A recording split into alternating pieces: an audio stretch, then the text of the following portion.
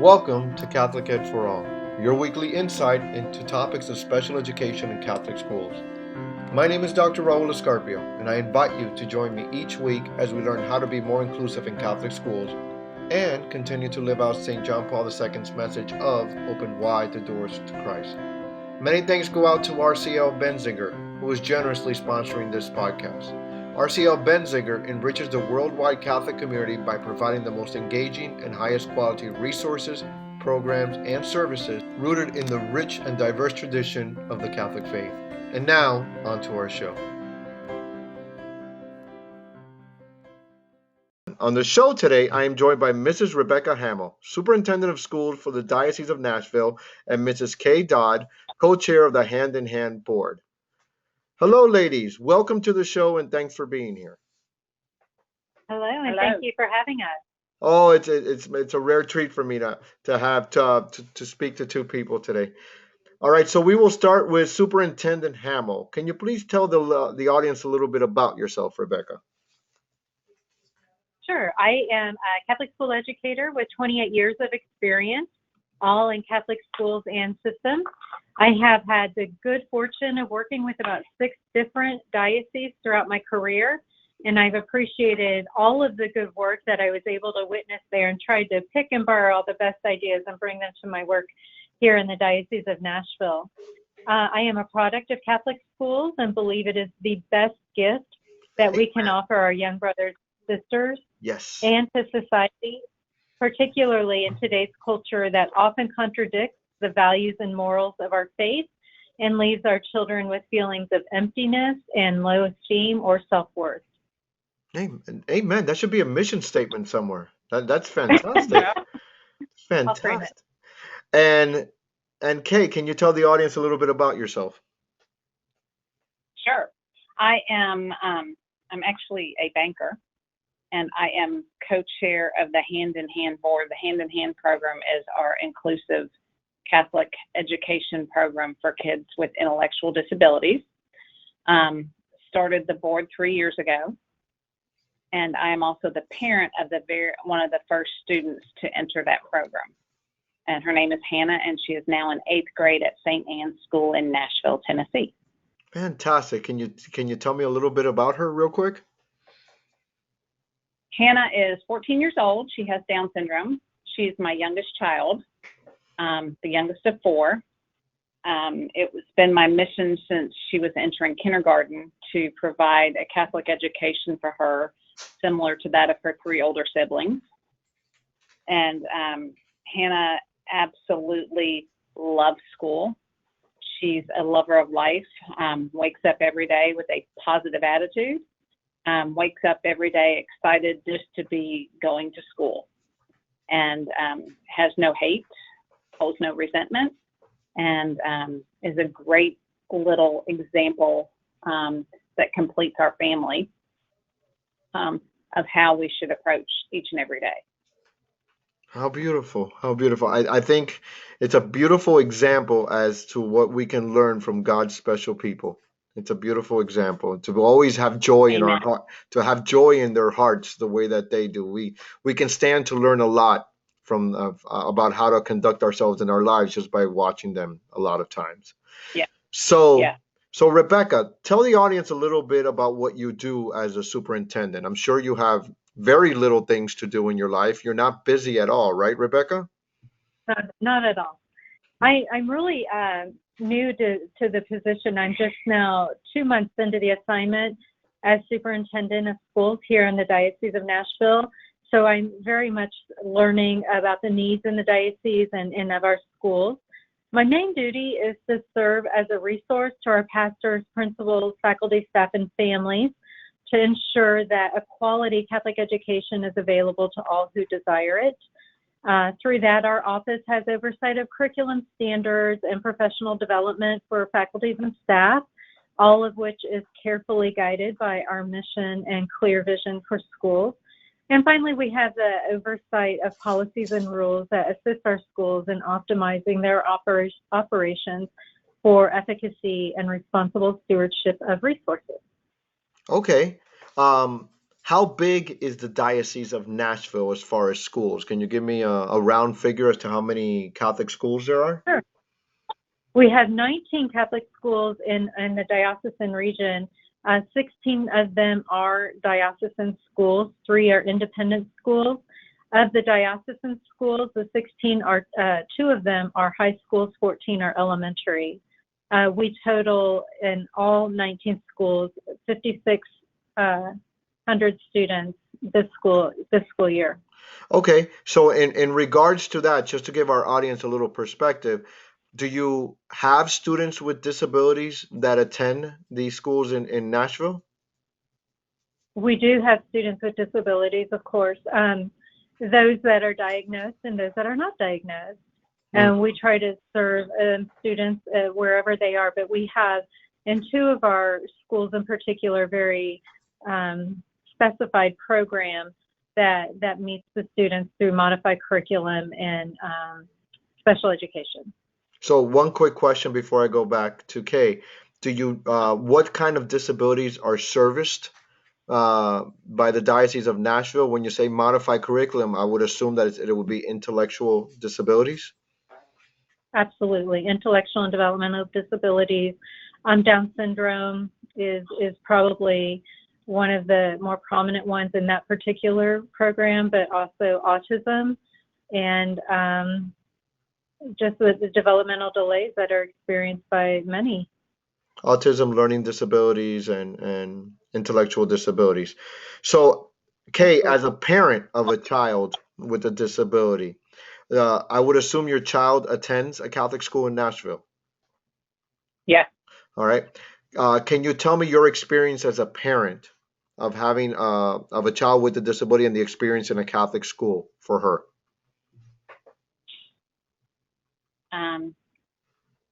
We could go on for about an hour with that. We'll try to bring that down just a little bit. Hannah was in the public school system with, and they said she was included in general ed classrooms and she had a paraprofessional with her. I always wanted her to be included, but I didn't understand the full definition of inclusion until she got into the hand-in-hand program at St. Anne's. We walked in the first day and these kids just absolutely gravitated towards them. She looked at me and told me to go home because she's 14 years old and this was her deal. And then when I went to pick her up that afternoon, of course, I get there 30 minutes early praying that everything's okay. And the PE teacher came up to me and said, "Hey, we would like the girls to be on the cheerleading squad." Oh. And I'm almost in tears, and she hands me cheerleading uniforms for she and her other classmate, whose name is Lily, who has Down syndrome as well. And so we went to the first pep rally that week, which was a Friday, and they were out there shaking their pom-poms and cheering with the girls, and I'm crying in the back of the gym. Because at that point, my child has always been included to be legal in the public school system, but not included in as just part of the student body and part of a class and part of a community. And then the next week, we got an invitation to a birthday party for a child in her class, and that was the first birthday invitation I had ever received. And so I cried again. And went to that birthday party, which was laser tag, and it was a little much, and the kids slowed down enough to come around the 2, Hannah and Lily, to help them put their equipment on and to take their hand and to say, we'll take them through with us until they learn this. Amen. It's amazing. I'm sorry. Did you have something else to share? Like I said, I can go on for an hour. No, but no. Those 2 watermark moments for me. It's amazing, and I'm gonna look at the super now, or I'm gonna talk to the super now, and I know she understands this, but I need to say it for those other ones. We always are concerned about how populations are going to mix together at a school. and we're always concerned as to whether we can meet all their needs. And this is a beautiful example of how a Catholic school can meet the needs of an individual and be all inclusive, but I mean all buying all in. So I'm sure that must make you Yeah, happy to hear, Rebecca.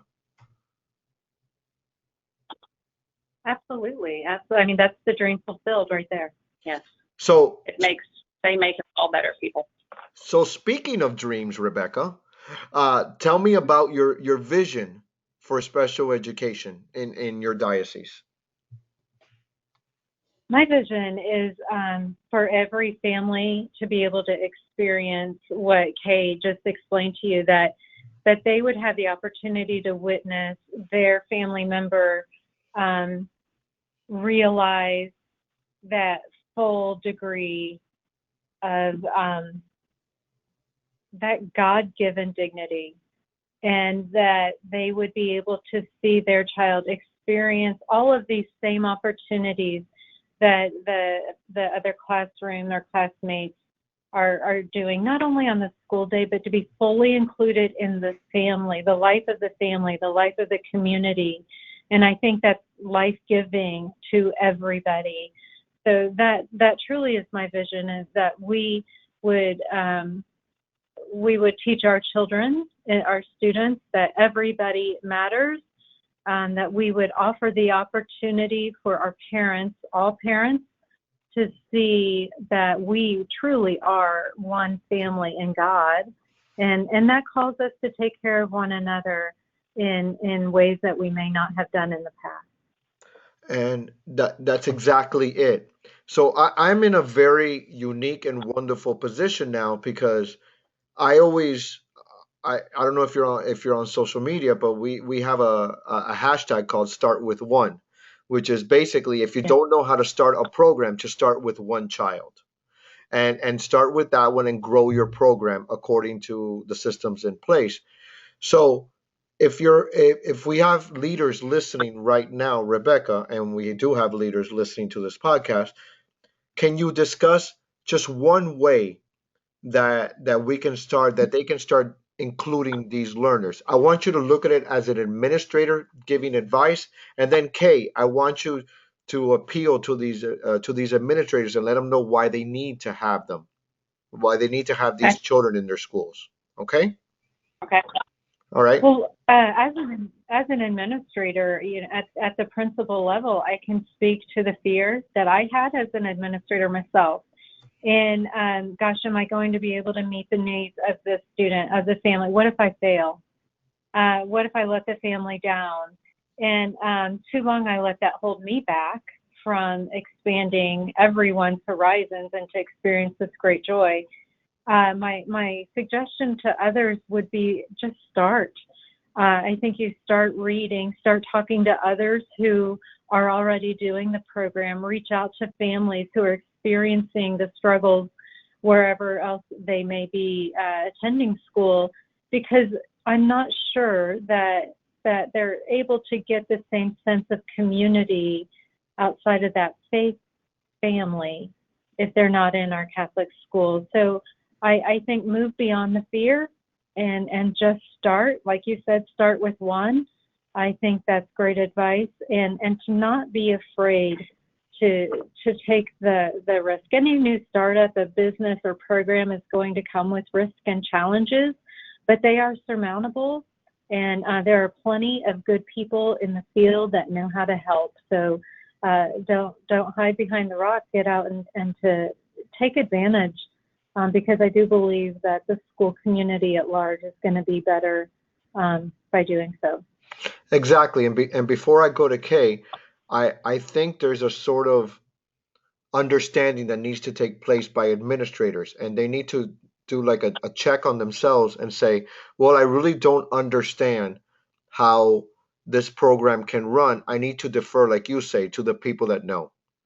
Right. And look how it works, because if I need to do this, I need to do it correctly. And it's okay that I don't know. I just need to surround Right. myself with people that do know.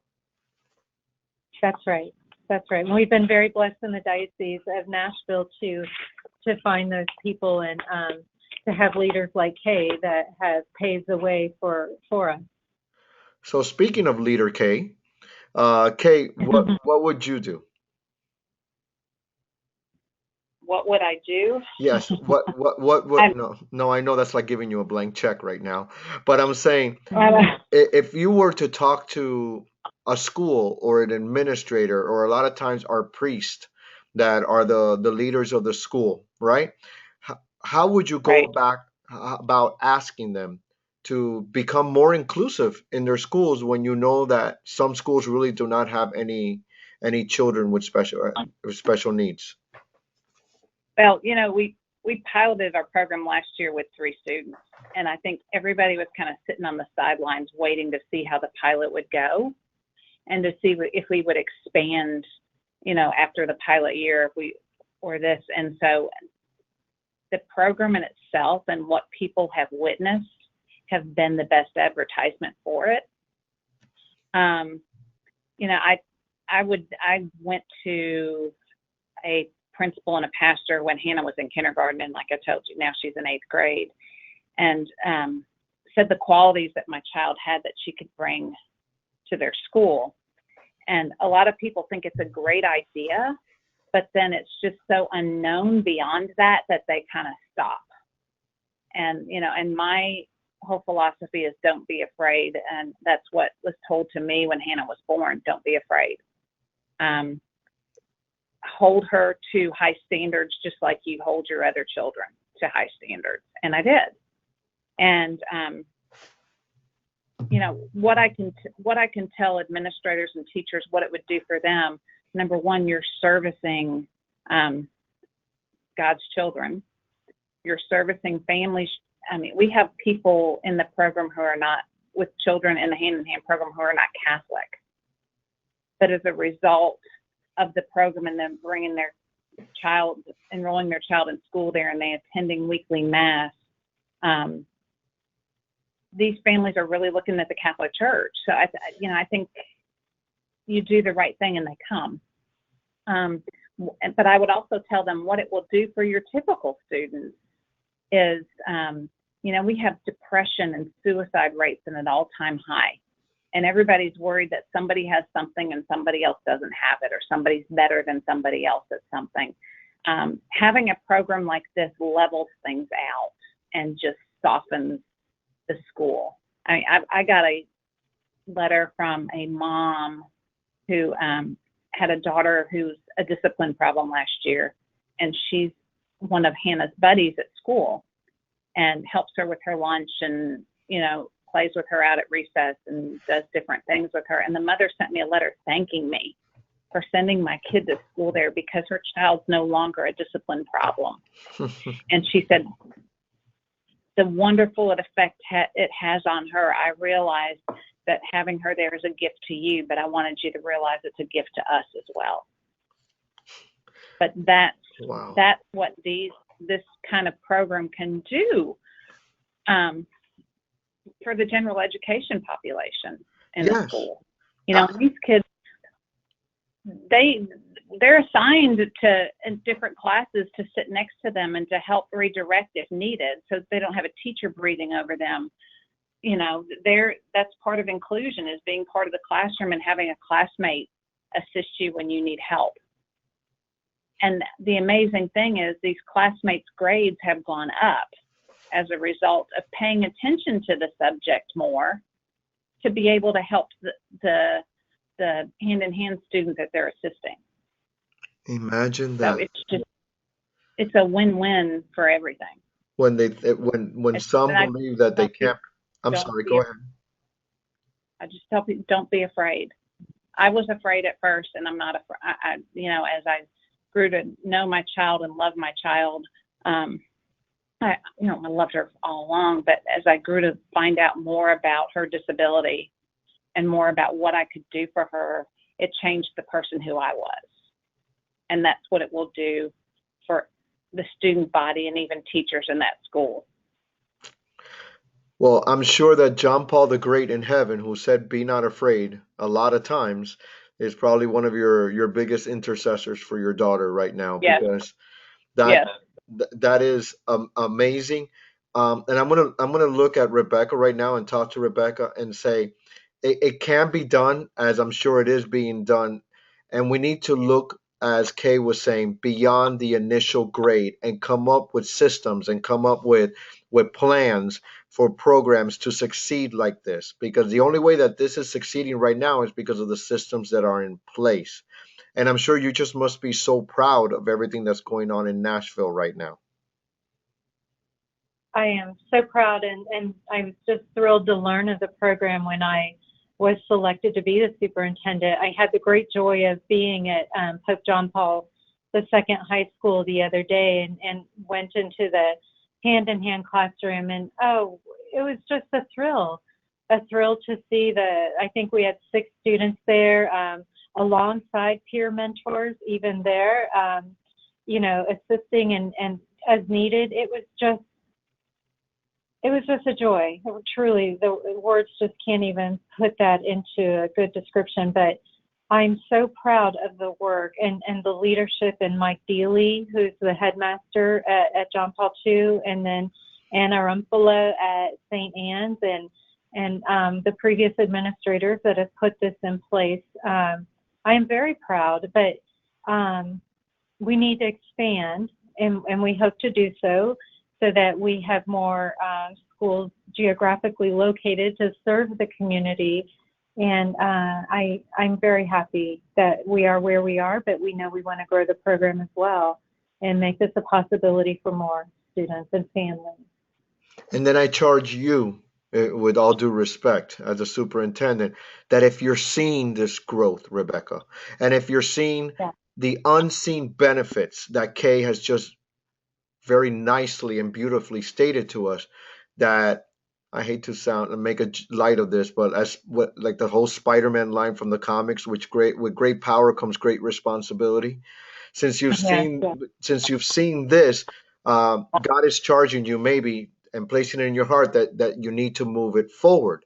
When I go around and I speak to teachers or to administrators, I always ask them what the first job of a Catholic school is, or of a Catholic school teacher, or of an administrator, and they come up with the answers, to educate the whole child, to show them God, and I'm like, no, the first job of a Catholic school is to evangelize and to get children to heaven. That is the first job that we are Right. accountable for in front of God. And I know you appreciate that. The second one is to educate. So obviously, some schools and a lot of schools, obviously in Nashville, have got that down, the evangelization part, because they're welcoming Kay's daughter. That's Yep. right. Absolutely. So I charge both of you. I mean, I plead in a way that you continue this, because you're inspiration to a lot of us that are going to be listening to this. So with that being said, uh, Rebecca and Kay, what should Catholic special education look like? If somebody gave you a pie in the sky and said, what should Catholic special education look like? What would you say, Rebecca? I would go back to my original vision that it's opportunity for the whole community to be operating truly in the gospel messages of loving one another, and that our Catholic schools would be open to that and serving the population as needed, and allowing that population to serve us as needed. And that truly is my vision and my pie in the sky. Now, we have big plans to leverage some sponsorship and some help, but that's more the logistic piece of it, so that we can grow our program. And I would hope that we would have just more acceptance, more people who want to join us in this mission, because it is a mission of God. Fantastic. And Kay? I go back to what Mike Deely said. When a child graduates from Pope John Paul II High School, they ask them what one of their best high school experiences is, and any child who's assisted or peer mentored a hand-in-hand student will say it's that. They'll say that's one of the high moments of their high school career when they graduate. And I think these children make us all better people, and I think they're a great example for us. for us to be better people and to reach beyond our wants and what we think our structure should be. I can't say enough. I think I think you have said a lot. It's interesting, and I'll share something with you. I do a lot of interviews on podcast, and then I usually am in control. But I think the Lord has blessed me a lot today because He gave me a whole lot more than I thought I was going to receive from both of you. I mean, it's fantastic what's going on in the Diocese of Nashville. I had no idea what was going on there.